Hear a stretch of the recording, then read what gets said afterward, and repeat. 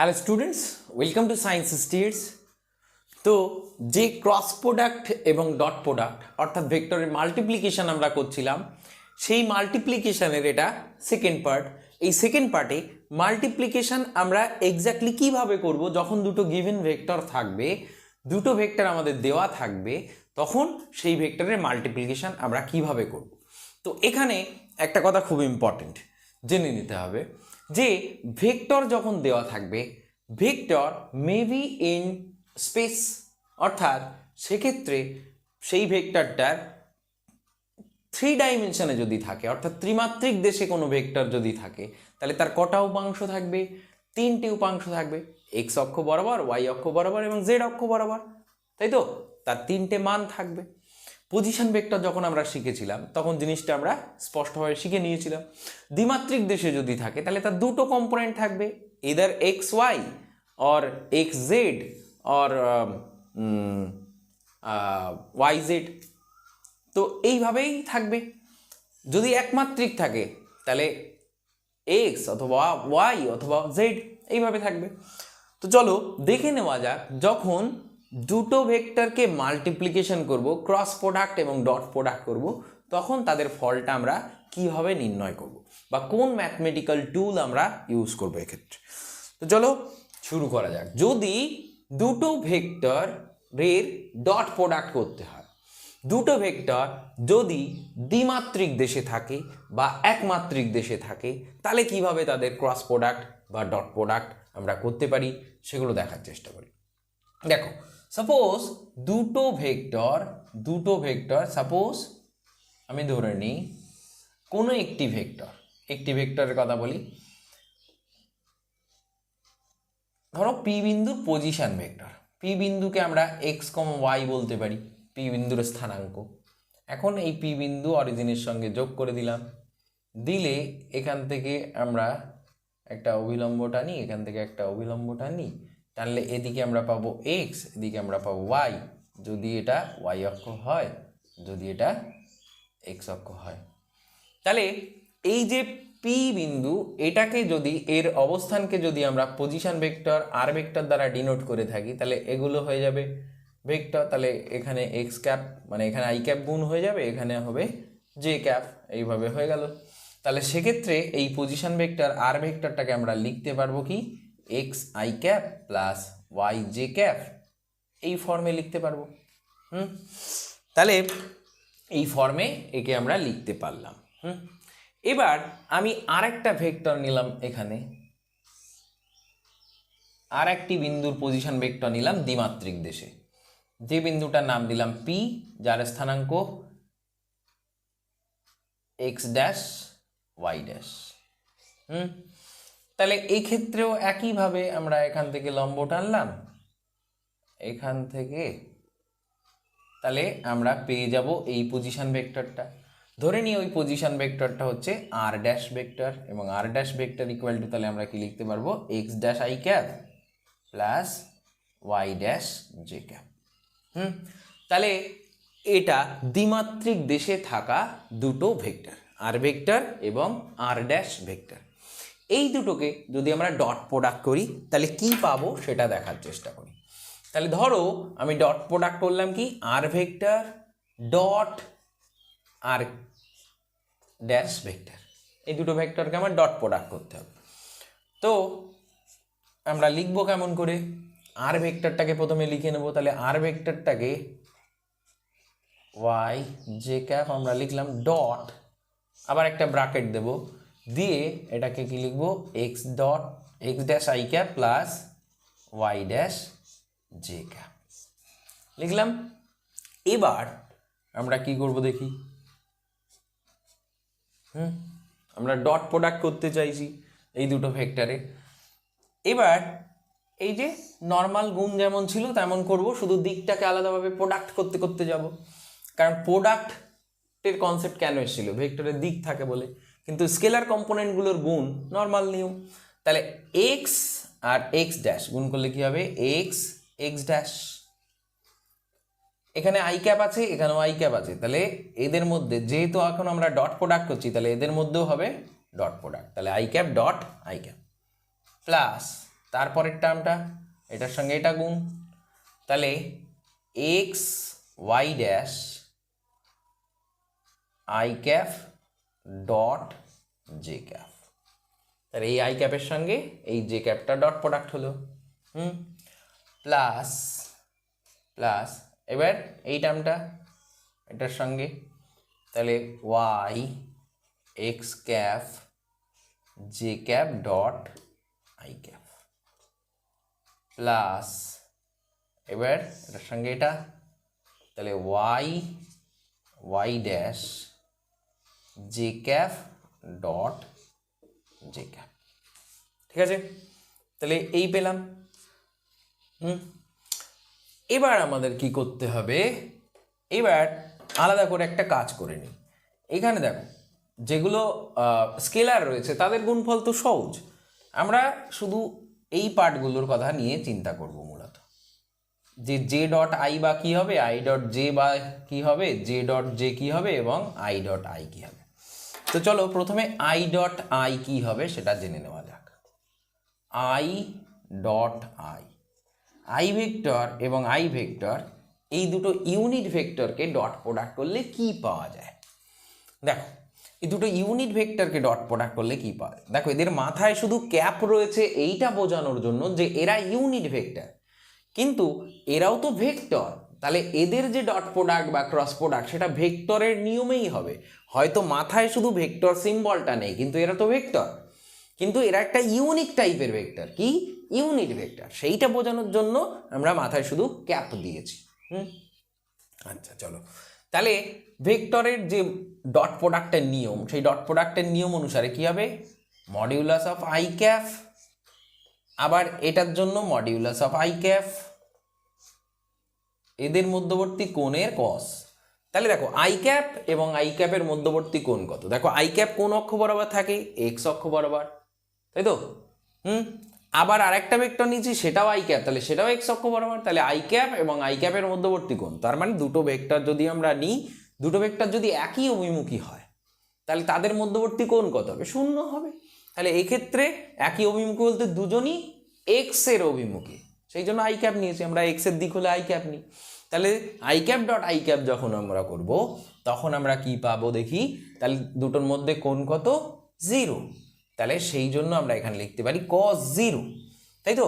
তাহলে এক্ষেত্রে ভ্যালু কত দাঁড়ায়, এবার দেখো মডিউলাস অফ আই ক্যাপ, তার মানে আই ক্যাপের মান, তাহলে আই ক্যাপের মান কত 1, আই ক্যাপের নাম কি ইউনিট ভেক্টর, ইউনিট ভেক্টরের মান কত 1, তাহলে ওর মান হলো 1, এখানেও 1, cos 0 এর জন্য 1, তাহলে ফাইনালি আমরা কত পেলাম 1, অর্থাৎ I cap dot I cap is equal to কত 1। সিমিলারলি আমরা এবার আই ডট জে নির্ণয় করার চেষ্টা করি, তাহলে এখানে এখনো রয়েছে আই ডট জে, তাহলে আই ডট জেতে কি হয় দেখি, তাহলে আই ডট জে নির্ণয় করি, দেখো I vector dot J vector equal to কত, তাহলে একইভাবে আই ভেক্টরের মান ইন্টু জে ভেক্টরের মান ইন্টু ওদের মধ্যবর্তী কোণের কোসাইন, তাহলে I cap modulus of i cap modulus of j cap আর ওদের মধ্যবর্তী কোণের কোসাইন। তা দেখো আই কোণ বরাবর এক্স অ্যাক্সিস বরাবর, জে কোণ বরাবর ওয়াই অ্যাক্সিস বরাবর, তাহলে এক্স আর ওয়াই অ্যাক্সিসের মধ্যবর্তী কোণ কত 90 ডিগ্রি, তাহলে এখানে কত বসবে, এখানে বসবে π/2 cos, তাহলে cos 90 ডিগ্রির মান কত, cos 90 ডিগ্রির মান 0, তাহলে কি পাওয়া যায়, মডিউলাস অফ আই ক্যাপ মানে 1, মডিউলাস অফ জে ক্যাপ মানে 1 ইন্টু এদের মধ্যবর্তী কোণ কত 0, তাহলে এক্ষেত্রে কি পাওয়া যাবে, ফল পাওয়া যাবে কত 0। অতএব আমরা বলতে পারলাম যে i dot j equal to কত 0, যেহেতু ডট প্রোডাক্ট একটা স্কেলার প্রোডাক্ট সেই জন্য j dot i equal to কী হবে, সিমিলারলি 0ই হবে। তাহলে আমরা বলতে পারি similarly j dot i is also equal to 0। তাহলে আমরা দেখতে পেলাম যে দুটো ভেক্টর যদি তারা সেম হয়ে যায়, তাহলে তাদের যদি দুটো ইউনিট ভেক্টর তারা সেম ডাইরেকশন হয়, তাহলে তাদের কি হবে, ডট প্রোডাক্ট 1 হবে। আর আলাদা আলাদা ইউনিট ভেক্টর তাদের ডট প্রোডাক্ট করে ক্ষেত্রে আমরা কত পাবো, 0 পাবো। তুমি দেখো, তুমি যদি জেড এর সঙ্গে ওয়াই এর কথা ভাবো, তার মানে জে এর সঙ্গে তুমি কে ডট প্রোডাক্ট করো, তাহলে জে আর কে এর মধ্যবর্তী কোণ কত হবে, 90 ডিগ্রি। তাহলে আবার ভ্যালু কত বেরোবে, 0 বেরোবে, তাই তো? তাহলে সিমিলার ওয়েতে আমরা লিখতে পারি আই ডট জে, যেমন করে আমরা 0 লিখলাম, যেমন করে আমরা 0 লিখলাম, তেমন করে আই ডট কে তাকেও আমরা কি লিখতে পারি, 0 লিখতে পারি। জে ডট কে তাকেও আমরা 0 লিখতে পারি। তাহলে এবার এই টার্মগুলোকে আমরা লিখি। তাহলে দেখো আই ডট আই, তাহলে এর ভ্যালু কত হয়ে গেছে, 1। তাহলে এখানে লিখবো এক্স ড্যাশ। এই যে আই ডট জে, এর ভ্যালু কত, 0, তাহলে এটার মান আমার লেখার দরকার নেই। জে ডট আই মানে কত, 0, জে ডট আই মানে কত পেয়েছিলাম, 0, তাহলে এটার মানও আমার লেখার দরকার নেই। তাহলে এখান থেকে পেলাম ওয়াই ড্যাশ, এটার মান যেহেতু 1, তাহলে এই পার্টটা থাকলো। তাহলে আমরা পেয়ে গেলাম আর ভেক্টর এবং আর ড্যাশ ভেক্টরের ডট প্রোডাক্ট। ঠিক আছে? তাহলে দ্বিমাত্রিক দুটো ভেক্টরের ডট প্রোডাক্ট আমরা এইভাবে নির্ণয় করে নিতে পারবো। সিমিলার ওয়েতে ত্রিমাত্রিক যদি ভেক্টর থাকে, তাহলে তাদের ডট প্রোডাক্ট আমরা করতে পারবো ত্রিমাত্রিক ভেক্টর যদি থাকে। যেমন এক্ষেত্রে একটা ভেক্টর আমরা নিয়েছি কত, r1 ভেক্টর। যে r1 ভেক্টরটা তার পজিশন অর্থাৎ স্থানাঙ্ক দেখেই বোঝা যাচ্ছে যে সেটা হবে x1 i cap plus y1 j cap plus z1 k cap, তাই তো? আগের ভিডিওগুলো কন্টিনিউয়াস তোমার দেখে দেখে তারপরে আসতে হবে, তবেই তুমি ক্লিয়ারলি ভিজুয়ালাইজ করতে পারবে। তো চলো এবার r2 ইকুয়াল টু, এখান থেকে কি লিখতে পারি, স্থানাঙ্ক দেখেই বোঝা যাচ্ছে যে x2 i cap plus y2 j cap plus z2 k cap, এই হবে। তাহলে এক্ষেত্রে এদের ডট প্রোডাক্ট কত হবে, অতএব আর vector dot r2 vector equal to কত পাওয়া যাবে দেখি। তাহলে তেমনভাবেই লিখি x1 i cap plus y1 j cap plus z1 k cap dot x2 i cap plus y2 j cap plus z2 k cap, এই লিখলাম। ইকুয়াল টু তাহলে কি লিখতে পারবো, প্রথমটা মাল্টিপ্লিকেশন করি, তাহলে x1 x2 সঙ্গে গুণ করি, তাহলে x1 x2। এবার দেখো i ডট i হবে, এখানে কত রয়েছে i, এখানেও রয়েছে i, তাহলে i ডট i কত হয়, 1 হয়। তাহলে এই পার্টটা থেকে গেল প্লাস। তারপরে দেখি, তারপরে একটা গুণ, প্রথমে এটার সঙ্গে গুণ করা হয়ে গেছে, এবার এটার সঙ্গে গুণ করি, তাহলে x1 y1 i dot j কত, 0, তাহলে ওটা লেখার দরকার নেই।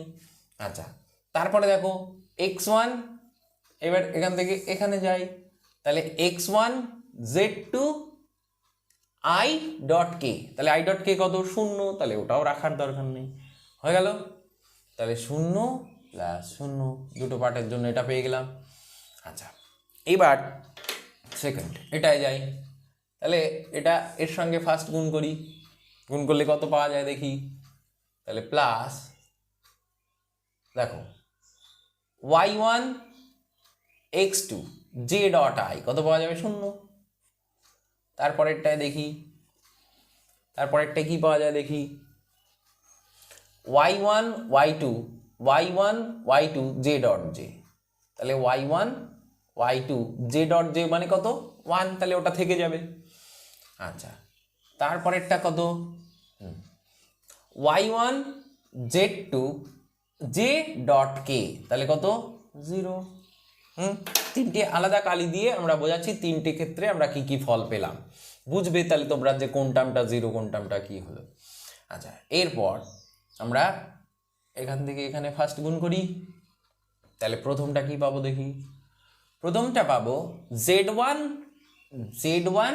x2 k ডট i মানে আবার 0, তাহলে এক্ষেত্রে পেলাম 0 প্লাস এবার কি করব, z1 y2 এটার সঙ্গে এটা গুণ, তাহলে z1 y2 k dot j, k dot j মানে কত 0, তাহলে আবার এ পার্ট 0। তারপরেরটা দেখি z1 z2 কে ডট কে, তাহলে কে ডট কে মানে 1, তাহলে এই পার্টটাই থাকবে z1 z2। ফাইনালি আমরা কি লিখতে পারি, ফাইনালি আমরা লিখতে পারি যে অতএব ডট প্রোডাক্টটা কি পাওয়া গেল, x1 x2 plus y1 y2 plus z1 z1 z2। ঠিক আছে, তাহলে এটাই হলো r1 এবং r2 এর ডট প্রোডাক্ট। তাহলে দুটো ভেক্টরের ডট প্রোডাক্ট আমরা কিভাবে করব সেটা খুব সহজেই বুঝতে পারলাম দ্বিমাত্রিক এবং ত্রিমাত্রিক কেসে। একমাত্রিক কেস তো তোমাদের বোঝানোর মতো কিছুই নেই আসলে। একমাত্রিক কেস ধরো x equal to X I cap এরকম রয়েছে এবং y equal to Y J cap বা হ্যাঁ ওয়াই জে ক্যাপ রয়েছে, তাহলে এদের তোমার ডট প্রোডাক্ট করতে হবে। তাহলে তুমি কি করবে, x vector dot y vector is equal to কত, এক্স এর মান ওয়াই এর মান আর ওদের মধ্যবর্তী কোণের থিটা, তাহলে এদের মধ্যবর্তী কোণ কত, আই আর জে এর মধ্যবর্তী কোণ কত, এক্স আর ওয়াই এর মধ্যবর্তী কোণ কত, এক্স ভেক্টর আর ওয়াই ভেক্টর, তাহলে দুটো অ্যাক্সিস বরাবর আছে, এক্স অ্যাক্সিস আর ওয়াই অ্যাক্সিস বরাবর। তাহলে ওদের মধ্যবর্তী কোণ কত হবে, ওদের মধ্যবর্তী কোণ হয়ে যাবে 0, তাই তো।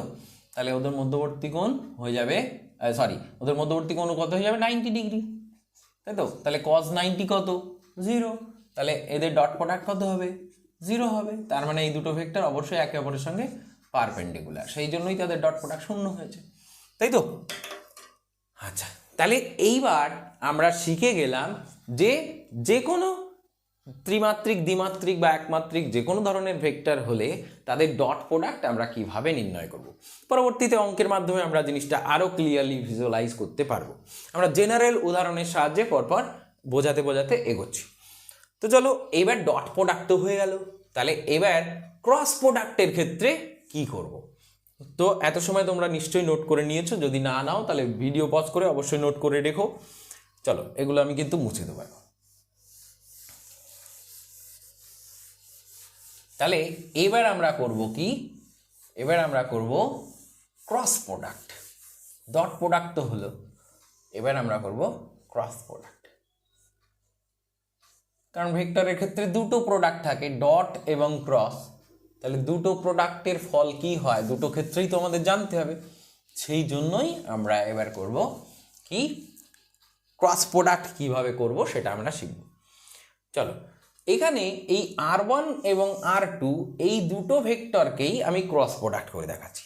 ধরো আমি কি করলাম, r1 ভেক্টর এবং r2 ভেক্টরের ক্রস প্রোডাক্ট, তাহলে r1 এর সঙ্গে r2-র আমি ক্রস প্রোডাক্ট করছি, ঠিক আছে। সেক্ষেত্রে আমাদের ইউজ করতে হবে ডিটারমিন্যান্ট বা নির্ণায়ক।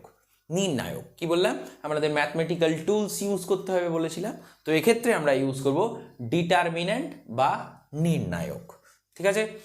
সেই নির্ণায়কের মাধ্যমে আসলে প্রত্যেকটা ভেক্টরের মানে এই যে ক্রস মাল্টিপ্লিকেশন করার পরে মানের সঙ্গে সঙ্গে দিকগুলোকেও আমরা স্পষ্টভাবে বোঝাতে পারবো।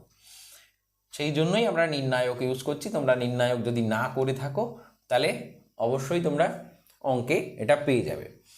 তো দেখো, এক্স এখানে r1 এবং r2 এই দুটো ভেক্টরকে আমার মাল্টিপ্লিকেশন করতে হবে। আমাদের মাল্টিপ্লিকেশন যখন করতে হবে ক্রস মাল্টিপ্লিকেশন, তখন আমাদের দেখে নিতে হবে যে দুটো ভেক্টরকে আমরা যোগ মানে গুণ করছি, ক্রস মাল্টিপ্লিকেশন করছি, তাদের ডাইমেনশন কত। তো এটা 3 ডাইমেনশনাল ভেক্টর, এটাও 3 ডাইমেনশনাল ভেক্টর, অর্থাৎ এই যে ভেক্টরটা আছে সেটাও ত্রিমাত্রিক দেশে, এটাও ত্রিমাত্রিক দেশে। যদি একটা ভেক্টর ত্রিমাত্রিক আর একটা দ্বিমাত্রিক বা একমাত্রিক দেশে থাকতো, তাহলেও তাদের ক্রস মাল্টিপ্লিকেশন করা যেত, কোনো সমস্যা নেই। কিন্তু আমাদের দেখতে হবে যে যে মাল্টিপ্লিকেশন ক্রস প্রোডাক্টটা যখন আমরা করব, ম্যাক্সিমাম ডাইমেনশনে কোন ভেক্টরটা আছে। তাহলে এখানে দুটো ভেক্টরই একই ডাইমেনশন অর্থাৎ 3 ডাইমেনশনে রয়েছে। তাহলে 3 ডাইমেনশনে যদি থাকে তাহলে তার 3টে কম্পোনেন্ট থাকবে। তাহলে 3টে কম্পোনেন্ট কোন কোন বরাবর থাকবে, আই বরাবর অর্থাৎ এক্স অক্ষ বরাবর এবং জে বরাবর অর্থাৎ ওয়াই অক্ষ বরাবর এবং কে বরাবর বা জেড অক্ষ বরাবর এই থাকতে পারে। এবার আমরা যেহেতু r1 ভেক্টরের সঙ্গে r2 ভেক্টরের ক্রস প্রোডাক্ট করছি, তাই r1 ভেক্টরের x মানে আই বরাবর অর্থাৎ x উপাংশ কত সেটা লিখতে হবে প্রথমে, তাহলে x1। ঠিক সিমিলারলি y বরাবর উপাংশ কত সেটা লিখতে হবে, তাহলে এটা হয়েছে y1, তাই তো, যের সঙ্গে যেটা গুণ রূপে রয়েছে, এক্ষেত্রে কত z1। তারপরে পরের লাইনে আমরা লিখব পরে যেটা রয়েছে সেই ভেক্টরটার ক্ষেত্রে, তাহলে r2-র ক্ষেত্রে এটা লিখব x2, এটা y2, এটা z2। তাহলে এই মাল্টিপ্লিকেশনের ফল কেমন আসবে সেটা দেখে নিই। প্রথমে একটা ব্র্যাকেট দিলাম আমরা, এখানে লিখে নিলাম আই ক্যাপ। এবার দেখো তোমার একটা কাজ করতে হবে। কাজটা কি? যখন প্রথম লাইনের গুণটা ক্রস মাল্টিপ্লিকেশনটা আমরা করব তখন এইটা ভুলে যেতে হবে, অর্থাৎ এই যে আইটার কথা আমরা ভাবছি, এখানে আই ক্যাপ লিখেছি, এই কলামটা আর এই রোটা বাদ দিয়ে এখানে আর কারা রয়েছে দেখে নিই। তাহলে এই রো কলাম বাদ দিয়ে এখানে আর রয়েছে এরা, তাই তো। তাহলে এদেরকে কি করতে হবে? প্রথমে ওয়াইকে জেড2-র সঙ্গে গুণ করতে হবে, মানে এখানে যে থাকবে তাকে ওখানকার সঙ্গে মাল্টিপ্লিকেশন করতে হবে, বজ্র গুণের মতো অনেকটা। তাহলে y1 z2, তারপর এর সঙ্গে এটা গুণ করে সেটা মাইনাস করে দিতে হবে, তাহলে মাইনাস y2 z1। ঠিক আছে, এটাই আমরা লিখলাম কি আই ক্যাপ। এবার দিচ্ছি প্লাস, মাথায় রাখবে, এবার দিচ্ছি প্লাস দিয়ে এরপর আমরা এখানে ব্র্যাকেটে কি দেবো দেখি, এখানে ব্র্যাকেটে দেব, ব্র্যাকেটের বাইরে দেব জে ক্যাপ। তার মানে আমরা এবার যে উপাংশ অর্থাৎ ওয়াই বরাবর যে পার্টটা পাবো ক্রস প্রোডাক্ট করার পরে নতুন ভেক্টর যেটা হবে তার ওয়াই উপাংশ কত সেটা আমরা কিভাবে পাবো, সেটা আমরা পাবো এরকমভাবে। দেখো ওয়াই উপাংশ খুঁজছি এবার আমরা, তাহলে পাবো হচ্ছে এরকমভাবে। এবার আমরা এই ওয়াই বরাবর এই পার্টটা ভাববো নেই এখন, তাহলে বাকি পার্ট কে কে রয়েছে, x1 থেকে গেল, x1 x2 আর এখানে z1 z2। আগে আমরা মাল্টিপ্লিকেশন প্রথম টার্মটা কেমনভাবে করেছিলাম, এখান থেকে এই দিকে এটার সঙ্গে এটা এইভাবে গিয়েছিলাম, এখন তার উল্টোটা করব আগে। এখন তার উল্টোটা আগে করব, কি বলেছি, আগে এই গুণটা আগে করে বসিয়েছিলাম, এখন তাহলে ওই গুণটা আগে করে বসাবো না, এইটা আগে করে বসাবো, তাহলে x2 z1টা আগে বসাবো, তাহলে x2 z1 এই গুণটা আগে করে ওখানে বসিয়ে দেবো, তাহলে x2 z1 এটা আগে বসে গেল। মাইনাস করব কাকে, x1 z2 minus x1 z2, আবার প্লাস দেব দিয়ে এবার এটা হবে কে ক্যাপ, তারপরে এটা ঢাকবো, ঢেকে এই যে দুটো থাকলো, তাহলে আবার রোটেশন ওয়াইজ আমি ফিরে আসবো। তাহলে প্রথমবার এই দিকের গুণটা আগে করে বসিয়েছিলাম, তারপরে এই দিকের গুণটা আগে করে বসিয়েছিলাম, এবার আবার এই গুণটা আগে করে বসাবো, তাহলে x1 y2, এই যে x1 y2, তাহলে এবার গুণটা কি হবে x1 y2, তাহলে x1 y2 minus x2 y1। এইটাই হবে এদের ক্রস মাল্টিপ্লিকেশনের ফল।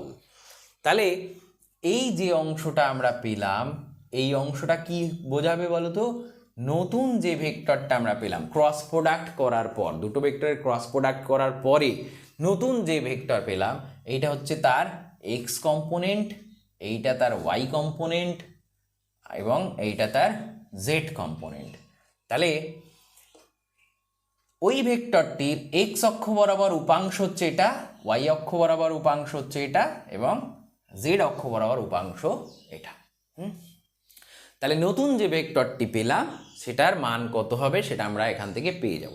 তাহলে আমরা এখন যেটা শিখলাম সেটা হচ্ছে জেনারেল প্রসেস, সাধারণ নিয়ম। তাহলে সাধারণ নিয়মে কি হয় সেটা আমরা শিখে নিলাম। এবার অঙ্কের ক্ষেত্রে যখন বসানো থাকবে কোনো নাম্বার, তখন আমরা কিভাবে করব সেটা আমরা জেনে নেওয়ার চেষ্টা করি। ধরো অঙ্কে কোনো একটা কিছু বলে দিল যে suppose a vector is equal to 3i cap plus 2j cap plus k cap, b vector equal to i cap plus J cap. এই দুটোকে তোমার ক্রস মাল্টিপ্লিকেশন করতে হবে। তাহলে তুমি কি করবে, এই আর ওয়ানের জায়গায় এখন আমি দেব এ ভেক্টর, এ ভেক্টরের সঙ্গে বি ভেক্টর যদি মাল্টিপ্লিকেশন ক্রস মাল্টিপ্লাই করতে বলে, এখানে লিখবো বি ভেক্টর। লিখে এ ভেক্টরকে দেখতে হবে তার এক্স উপাংশ কত ছিল 3, তাহলে এই এক্স ওয়ানের জায়গায় আমরা তখন কত বসাবো, এক্স ওয়ানের জায়গায় তখন বসাবো 3। ঠিক আছে, দেখো এ ভেক্টরের ওয়াই কম্পোনেন্ট কত ছিল 2, তাহলে এখানে লিখবো কত 2। যদি এখানে থাকতো -2 তাহলে এখানে লিখতাম -2। ঠিক আছে, আচ্ছা জেড উপাংশ কত, জেড উপাংশ দেখো কিছু নেই মানে 1 রয়েছে, তাহলে এটা হচ্ছে 1। এবার x2 কথা ভাবি বির মতো করে, তাহলে এখানে x কম্পোনেন্ট কত 1, তাহলে এটা হলো 1, y কত 1, তাহলে এটাও হলো 1। ঠিক আছে, এইবার দেখো এখানে z কিন্তু আমি লিখিনি, ইচ্ছে করেই লিখিনি, তার কারণে আমি বলেছিলাম যখন দুটো একটা 2 ডাইমেনশনাল প্লেনে রয়েছে আর একটা 3 ডাইমেনশনে রয়েছে, তখন তাদের ক্রস মাল্টিপ্লিকেশন করলে কি হবে। তো দেখো কিছু নেই মানে এখানে আমরা বলতে পারি এই পার্টটা 0। ঠিক আছে, তাহলে এখন নতুন যে রূপটা আমরা পেলাম সেই রূপটা কেমন, রূপটা হলো এরকম, a cross b is equal two determinant of i cap j cap k cap. এখানে কি লিখবো 3 2 1 1 1 0। তাহলে একেই এবার এই সেম নিয়মে যদি আমরা ক্যালকুলেট করি তাহলেই আমরা পেয়ে যাব কি, তাহলেই আমরা পেয়ে যাব নতুন ভেক্টরটি। তাহলে এক্ষেত্রে ক্যালকুলেট করলে নতুন ভেক্টরটি আমরা কি পাবো দেখে নিই, নতুন ভেক্টরটি আমরা কি পাবো দেখে নিই। আই ক্যাপ নিলাম, তাহলে প্রথমে 2 এর সঙ্গে 0 গুণ করব, তাহলে 0 মাইনাস 1 এর সঙ্গে 1 গুণ করব, এটা হলো প্লাস, এখানে থাকলো জে ক্যাপ। তাহলে এই জে ক্যাপের লাইনটা বাদ দিয়ে বাকিটা ভাববো, তাহলে প্রথমে আগে এই দিকে গুণ করেছিলাম, তাহলে এখন এই দিকেরটা করতে হবে, তাহলে এটা এখন নেই মনে করব, তাহলে 1 × 1 মানে 1 মাইনাস 3 × 0 মানে কত 0, তাহলে 1 মাইনাস 0, তাহলে 1 মাইনাস 0 প্লাস, আবার উল্টে যাব এবার এইটা, তাহলে আবার 3 × 1, তাহলে 3 মাইনাস 2 × 1 মানে 2, তাহলে 3 মাইনাস 2, তাহলে 3 মাইনাস 2 এই পেলাম। তাহলে এক্ষেত্রে ভেক্টরটি আমরা কত পাবো মাইনাস আই ক্যাপ, আর এক্ষেত্রে কত প্লাস জে ক্যাপ প্লাস কে ক্যাপ। তাহলে এ ভেক্টর এবং বি ভেক্টরের যে ক্রস প্রোডাক্ট হবে সেই ক্রস প্রোডাক্ট হবে কত minus I cap plus J cap plus K cap. ঠিক আছে, তাহলে এইভাবে ভেক্টরের আমরা ডট প্রোডাক্ট এবং ক্রস প্রোডাক্ট করে থাকি।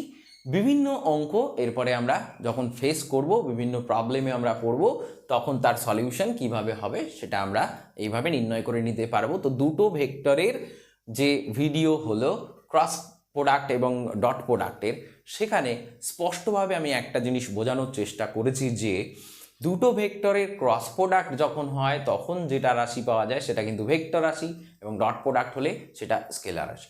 দুটোর গুণের ক্ষেত্রে নিয়ম আলাদা, কখনো কখনো কোসাইন কম্পোনেন্ট ইউজ হয়, কখনো কখনো সাইন কম্পোনেন্ট ইউজ হয়। কেন ইউজ হয় সেটার সম্বন্ধে আমরা ভিডিওতে আলাদা আলাদা ভিডিওতে আমি আলোচনা করে দিয়েছি। তো ঠিক আছে, যতদূর পর্যন্ত হলো আশা করি বুঝতে পেরেছো। যদি না পারো তাহলে কমেন্ট সেকশানে অবশ্যই জানিও, আর ভিডিও ভালো লাগলে অবশ্যই জানিও। তো ঠিক আছে, দেখা হচ্ছে পরের ভিডিওতে।